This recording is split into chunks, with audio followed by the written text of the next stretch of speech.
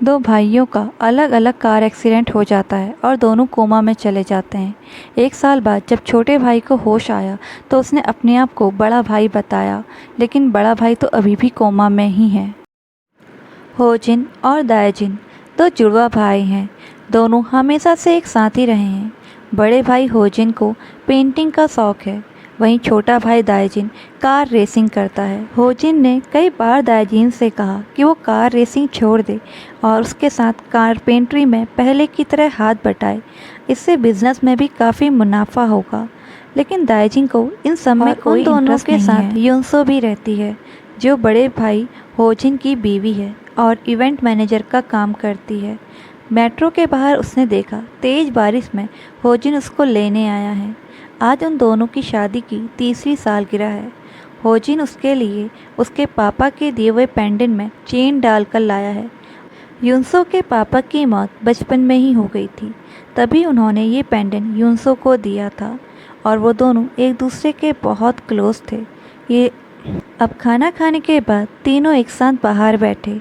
तब युनसो ने कहा उसके पास कुछ खास पावर्स हैं, वो बता सकती है कि अगले 5 मिनट में क्या होगा। और दोनों भाई उस पर हंसने लगते हैं।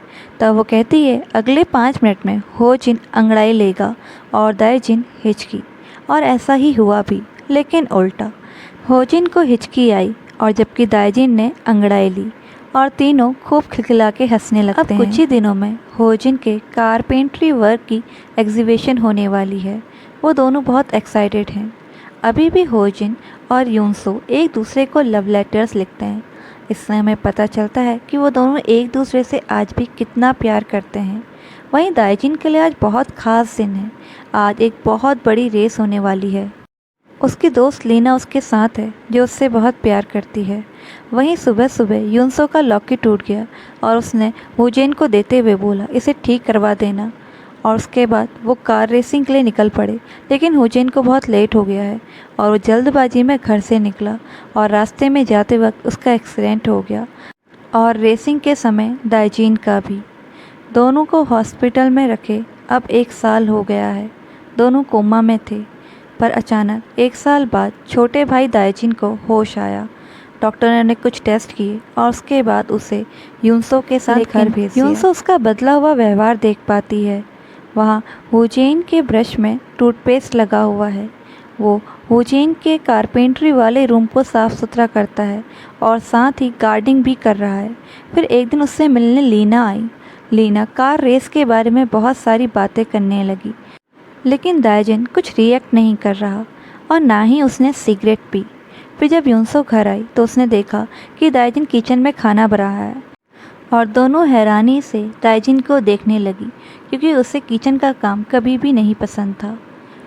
फिर एक दिन दायजिन अपने गैराज में गया और वहाँ सारे टूलों को संभालने लगा।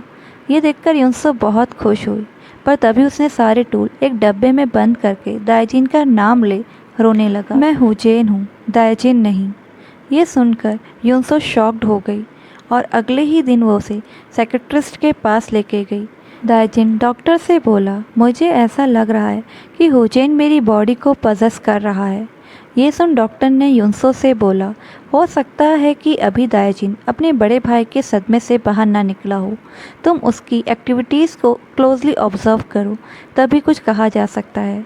फिर एक शाम को दायजिन ने युनसो को वही पेंडेंट दिया जो युनसो ने आखिरी दिन होजिन को सही करने के लिए दिया था। इन सब चीज़ों से पागल सी हुई जा रही है। उसे जानना है कि दायजिन के दिमाग में क्या चल रहा है और इसका सिर्फ एक ही तरीका है कि दायजिन के सबकॉन्शियस माइंड में जाया जाए, और इसीलिए वो उसे अगले दिन हिप्नोटाइज करती है। रेस वाले दिन के बारे में पूछा और उसने वही सब बताया जो होजिन के साथ हुआ था, जो किसी को भी पता होना नामुमकिन था। अब डॉक्टर ने युनसो से कहा कुछ सवालों के जवाब साइंस के पास भी नहीं होते। ये वहाँ दायजिन अब पूरी तरीके से होजिन में बदल गया है। वो उसी की तरह कपड़े पहनता है, उसी की तरह बात करता है और अब उसने होजिन की ही एग्जीबिशन के लिए कारपेंट्री करना भी शुरू कर दिया है। एक दिन वो युनसो के कमरे में आया और बोला, मुझे मेरे कमरे में सोना है, मुझे दाइजिन के कमरे में नींद नहीं आती। युनसो ने ठीक है बोलकर अपना बाहर चले गई। फिर एक दिन उनसे मिलने लीना आई। युनसो ने लीना से कहा, मुझे दाइजिन में अब कभी कभी हुजैन नज़र आता है, वो बिल्कुल हुजैन की तरह ही हो भी गया है। अब मैं ऐसे में अपने आप को कैसे संभालूं? मुझे लगता है मैं पागल हो जाऊंगी। तब लीना ने कहा, अगर तुम चाहो तो मैं उसे कुछ दिन अपने पेरेंट्स के घर ले जाती हूँ, शायद वो कुछ बदल जाए। दाइजिन के पास गई और उससे बोली, क्यों तुम हम दोनों को परेशान कर रहे हो? पहले से ही युनसो अपने पति हुजैन के लिए, जो 1 साल से कोमा में है, की चक्कर से परेशान है। तुम उसकी परेशानी और क्यों बढ़ा रहे हो?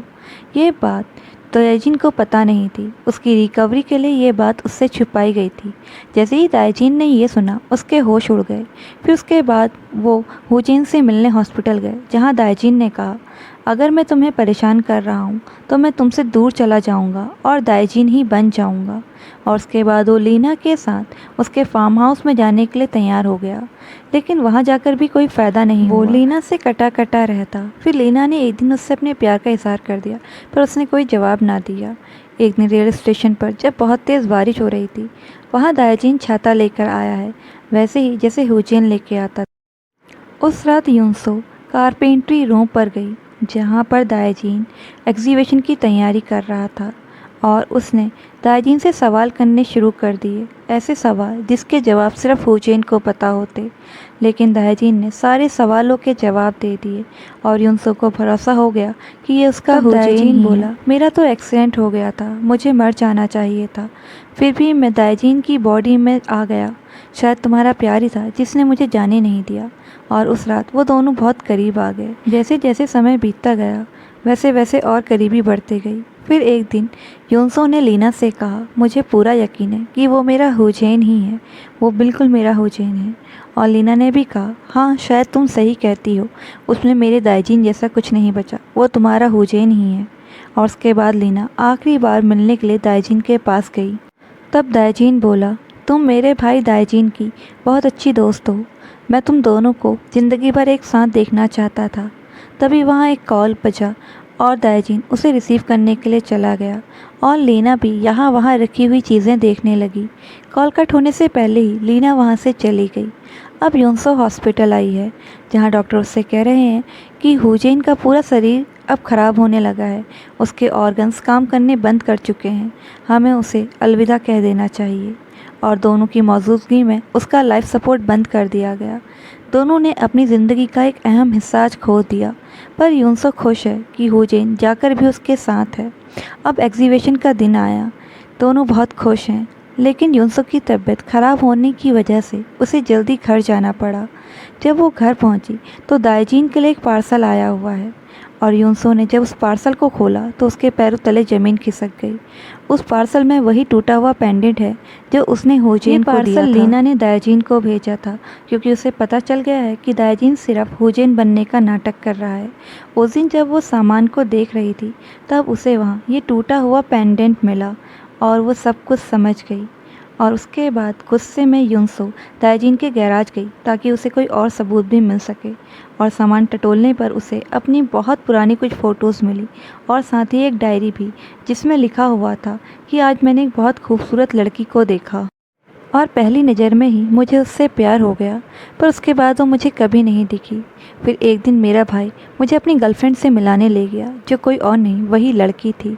मेरे भाई को लड़कियों के बारे में कुछ नहीं पता, इसलिए उसे सब कुछ मैं ही बताता था। उसे लेटर भी मैं ही लिख के देता था और सरप्राइज़ प्लान भी मैं ही करवाता था। मैं इन सबसे बहुत खुश था, क्योंकि इसी बहाने मैं तुम्हारे बारे में जान पाता था।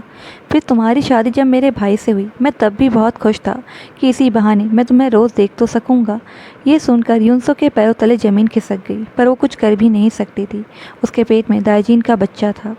अब उसके बाद असल में कोमा में जाने से पहले दाइजिन को जब होश था, तब दो डॉक्टर आपस में बात कर रहे थे कि दोनों ही भाइयों का एक्सीडेंट आज के दिन हुआ है, पर बड़े भाई के बचने के चांसेस बहुत कम हैं। और जब दाइजिन कोमा से बाहर आया तो उसे ये सब कुछ याद था और उसी के चलते उसने अपने आप को पूरी तरह बदल के होजेन बना लिया ताकि वो उस प्यार को फिर से पा सके जो सालों पहले उसने खो दिया था। दोस्तों, अब यहाँ पर आप हमें बताइए कि कौन सही था और कौन गलत। यूनसो दोबारा दाइजिन के पास पहुँची। तब तक एग्जीबिशन ख़त्म हो चुका है। दाइजिन ने यूनसो को देखकर पूछा, सब ठीक है ना? और यूनसो ने जवाब दिया, हाँ सब ठीक है। इसका मतलब उसने उसे स्वीकार कर लिया था।